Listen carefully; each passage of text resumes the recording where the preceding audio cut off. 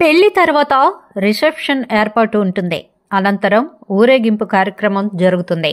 ఈ క్రమంలో వధువు వరుణ్ణి వేదిక వద్దకు తీసుకొచ్చేందుకు సాధారణంగా అందంగా అలంకరించిన గుర్రపు బళ్ళు లేదా రథవాహనం లేదా అందంగా డెకరేట్ చేసిన ఖరీదైన కార్లని వాడుతుంటారు.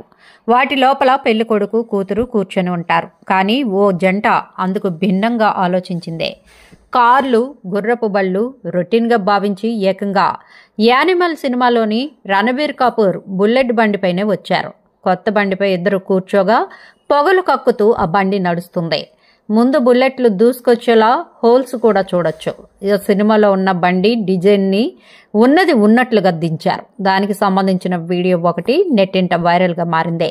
ఇప్పటి వరకు ఏ నవదంపతులు ఇలాంటి బండిపైకి ఎక్కిందే లేదు. ఇది వైరల్గా మారడంతో కొత్తగా పెళ్లి చేసుకునే ఫ్యాషన్ ప్రియులు ఇలా ఎందుకు చేయకూడదని ఆలోచించే అవకాశం కూడా లేకపోలేదు సుమి.